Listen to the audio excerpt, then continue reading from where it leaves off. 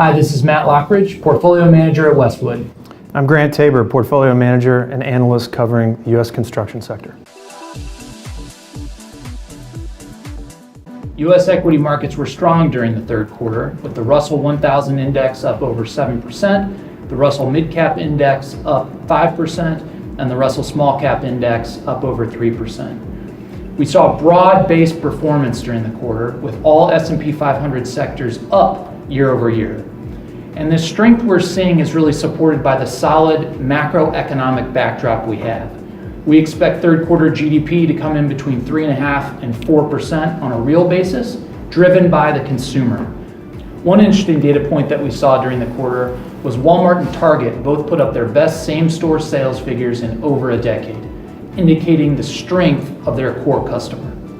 From a corporate earnings standpoint, the S&P 500 grew over 20% in the second quarter reports, and we expect a similar type growth rate as they report 3Q. And the positive signs we saw during the quarter is not just at the larger end of the spectrum. We saw the NFIB Small Business Optimism Indicator hit another high during the period. One area of weakness we did see during the quarter were securities tied to the housing sector. And here to talk about that more, I have my colleague, Grant Tabor, who's a portfolio manager and analyst covering the housing area. Grant, thanks for being here. Of course. Housing-related equities have underperformed year to date as interest rates have risen. Is the housing cycle over? You know, it's a natural question. 10 years since the global financial crisis, it feels to many people that we're in the later innings of the economy and in the market cycle, and the Fed is normalizing interest rates. And a recession would clearly be a negative. There's no question. But that's not most likely in our view. In nearly 80 years of history since the Great Depression, we've only fallen below 1 million level in U.S. housing starts fairly recently. Since 2008, we had 5 straight years. But today, at about 1.25 million starts, we believe there's pent-up demand for shelter, and that's what's driving the continued increase in home prices. So Grant, the rise in home prices has made it difficult, especially for those first-time home buyers. What do you make of the affordability issue? Clearly, affordability is front of mind for the prospective home buyer.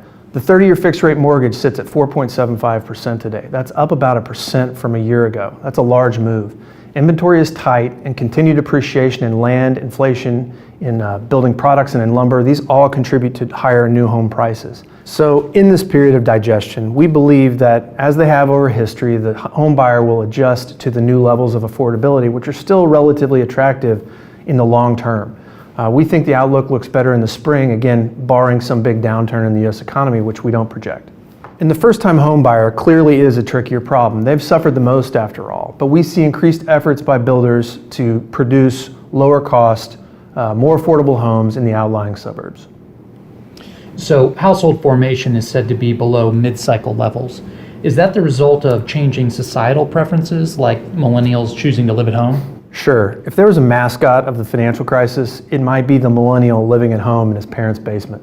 The recessionary college grad is risk-averse and hasn't invested in shelter, or even stocks and bonds for that matter. The crisis was clearly a traumatic time for job seekers. However, the data show that young adults now are behaving more typical to history as they enter the job market. But perhaps most importantly, the 35 to 44-year-old demographic is rising as a percent of the population. And these are the people that have children and seek single-family homes.